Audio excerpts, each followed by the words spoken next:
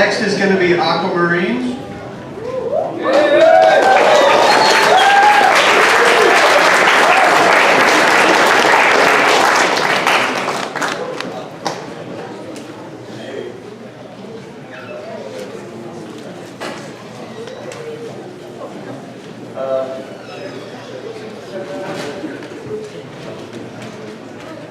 Hey everyone, thank you all for coming out. My name is Jonathan Cosma, and I'm the producer here at Barebone Studios.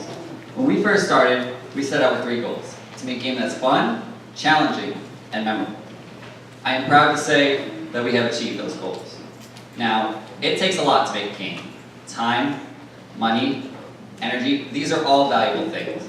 More importantly, it takes passion. The passion to create something that will be enjoyed by many others. Before I begin to tell you what our game is about, I'd first like to show you a trailer that we have prepared for you.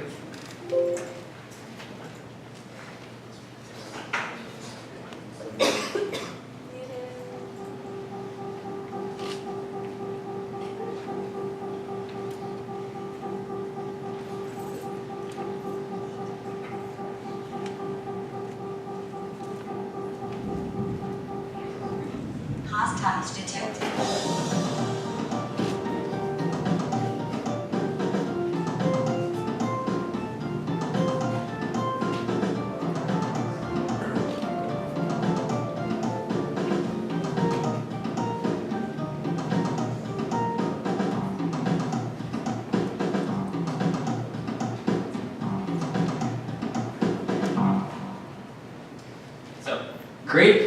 Created on Unreal Engine and developed for the Oculus, Aquamarines is a virtual reality shooter where players race against time while completing objectives and taking out hordes of aliens.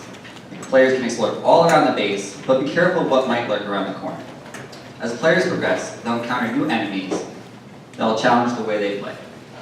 Now, as the producer, I was responsible for everything you saw in the game, as well as everything you did. I oversaw what went into the game, what features we wanted to include, what issues we had, but really, I oversaw the people. People who strive to create. These people up here with me, that you will soon hear from, have made my job easy. Thank you guys. I would gladly work with them again, anytime. Lastly, I want to thank you all again for coming out, and it is my great pleasure to introduce to you, Travis Brown. Thank you. I was the enemy programmer for Aquamarines, and when I say that, I mean everything that the enemies do, their attacks, their running around the level, their ability to hurt you and their ability to be hurt by you was the result of my work. Now, I'd be lying if I said that it went completely as intended at all points in time. No, there were so many opportunities for us to have this working perfectly, but it would just go awry at the slightest thing. Usually the biggest problems are always the tiniest little solution, right? You've heard that plenty of times tonight. Same's here, but when you finally figure out what exactly is causing it and you fix it, it's an incredible feeling. And that feeling will keep me doing this a long time. I love it. Every moment I get to see it, I get to solve the problem. Love it every time. Now, fair enough about me. I'm going to introduce you to Inyakyo. 안녕하세요. I mean, hello. I'm Inhyuk Kim, and I'm a gameplay programmer for Barebone. I worked on general level progression, like, for example, creating lever mechanism for the doors and the condition for players winning or losing and their health regeneration. If there was any conditions, sequences or flow that the game needed, I was responsible for coding it and making it happen using a real engine. I felt excited through the whole progress for programming, and I enjoyed working with this whole team. Even if English is not my first language and I could not express myself well, but my team had really good communication skills, and we all worked together even outside of class meetings. We communicate on Discord and keep working separate and together both. And now I present our talent lead artist, Dominic. Thank you. My name is Dominique Mayer. I worked as the lead artist for our game. First, I'd like to say thank you all for coming. Thank you to our SGD program and our teachers. You guys have prepared me and prepared my team so wonderfully, and I just really needed that. I knew coming into Final Project, it was no joke.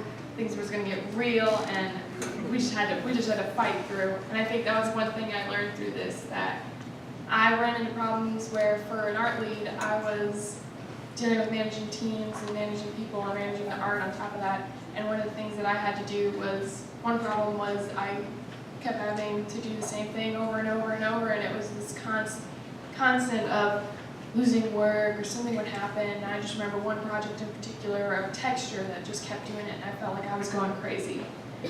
And I'm so glad I had that problem now, because looking back, I realized that that was such a teachable moment for me, that life is going to be crazy, and I'm going to have to do things over and over and over, and I'm going to have to fight. And I'm so excited for that. And I'm so thankful that I do have such a wonderful teachers and wonderful team and wonderful family who supported me through all of this. So thank you, and this was a great opportunity. I'd like to introduce you to our amazing animator, Josh.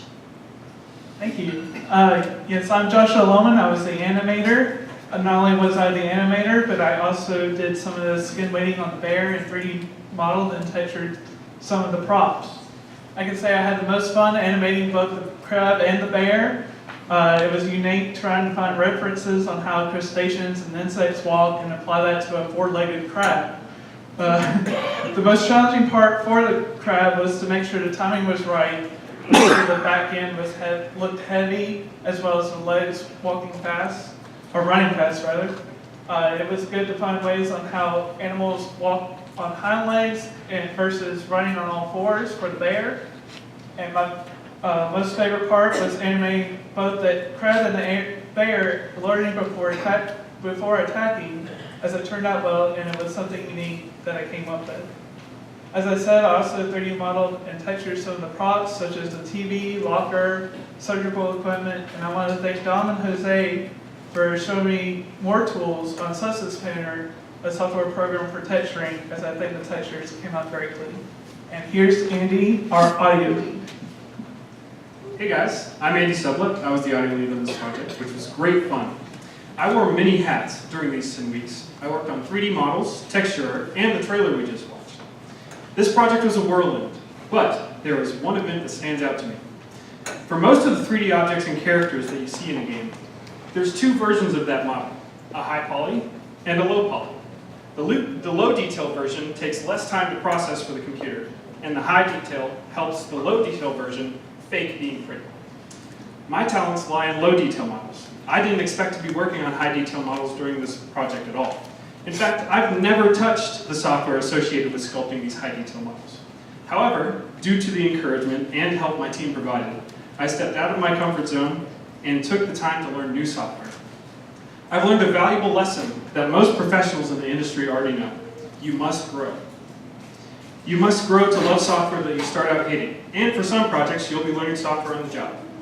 I had a lot of fun on this project, and this team as well, grown on me. Next team member is Jose, and he rigged all of the models.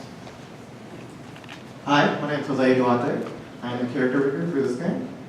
My role entailed setting up the skeletons, skin weighting the models, and setting controllers so that all the animations could be animated. I worked alongside the animator and the art lead to determine how these animations should be able to move. Because they all have very different anatomies, so they should all have very different animations. On top of that, I also did a modeling and texturing for many of the environment assets. The biggest problem that I came across with rigging was implementation of the engine. I worked alongside Travis, our AI programmer, and a lot of things can go wrong. A lot of things can go wrong when importing something into a game engine. So sometimes we had issues out of the blue, but because our team communicated, we could work together, we always found a compromise or a solution. And honestly, this has been the best working experience I've had in my 2 years I worked at. I couldn't have asked for anything better. So I'm going to introduce Nick. Hi, my name is Nick Sloan. I was the other gameplay programmer. What that essentially means is, while everything that happens within the level is responsible for, any Ken was responsible for, that's all thanks to him. Everything you can do as a player in the level was me. That was my responsibility. Now, being said, one of the biggest challenges I came across with this game is the fact that VR, virtual reality, being a new technology, doesn't have a lot to it. It's got a lot of room to grow. As Andy said, that is probably one of the most important things we can do. We can grow. I would like to see virtual reality games. I would like to see virtual reality games that start with smooth moving, not just having to lock you into a place, not having to teleport, being able to move at your pleasure so that you can explore your virtual environment and you can move around freely. Being said, one of the biggest challenges is, of course, people. The player can very easily get nauseous in virtual reality. It is very, very new, as I said, and a lot of people just are not ready for it yet. I have gone through a lot of trouble. I've taken a lot of time. I've built what I feel to be a pretty solid player character, and it does give you the option to control your speed and how fast you move, which does seem to help out a lot. I want you to all give a big hand to Dominique Mayer. I made her so sick throughout the development of this game, testing out that ability. Thanks to her, you should be able to play it with no fear of getting sick.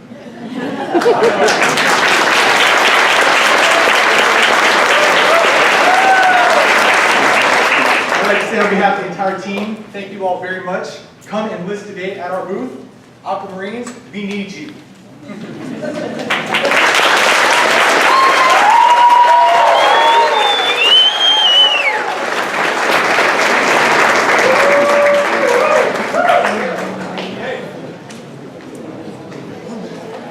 All right, moving on. Next up is Cat